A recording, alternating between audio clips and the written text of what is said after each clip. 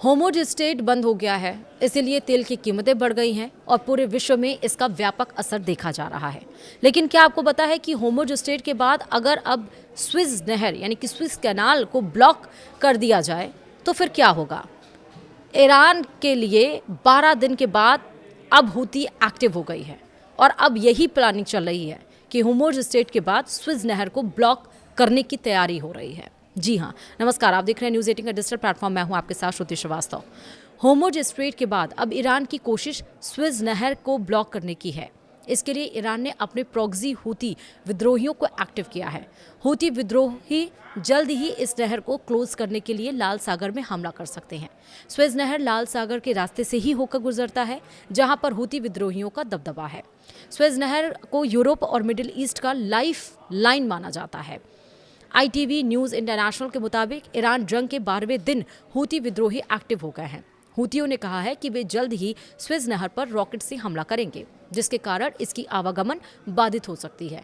विद्रोहियों की कोशिश यमन और जिबूती के बीच स्थित बाब अल मंडेब के माध्यम से होने वाले जहाजरानी कार्यों को बाधित करना है। होर्मुज़ स्ट्रेट के ब्लॉक होने से मिडिल ईस्ट के देश दूसरे रास्ते से यूरोप को तेल भेजने की कवायद कर रहे हैं।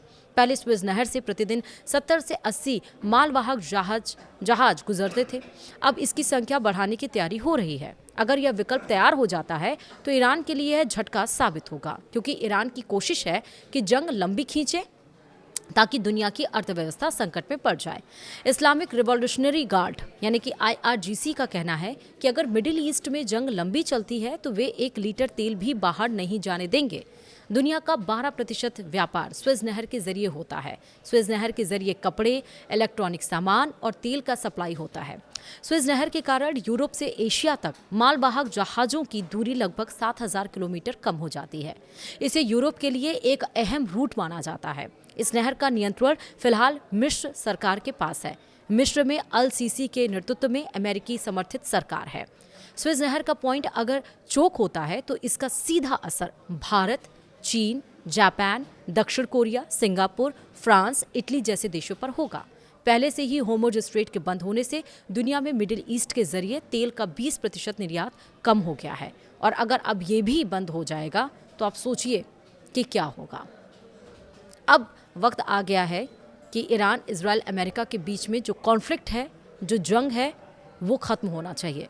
लेकिन एक तरफ अमेरिका है जो वर्ल्ड का पावरफुल स्टेट है, पावरफुल लीडर है डोनाल्ड ट्रंप। वो ये कह रहे हैं कि ईरान बिना शर्तों के घुटने टेकना चाहिए। ईरान कह रहा है कि मैं घुटने नहीं टेकूंगा, मैं हमले करूंगा। और आज ये जंग इन तीनों के बीच में 12वें दिन चल रही है और एक दूसरे पर ताबड़तोड़ हमले, एक दूसरे पर ताबड़तोड़ नुकसान हो रहे हैं और इसका व्यापक असर हर तरफ देखा जा रहा है। आम जनता इसका खामियाजा उठा रही है, वहाँ के भी, यहाँ की भी। वीडियो में इतना ही। नमस्कार।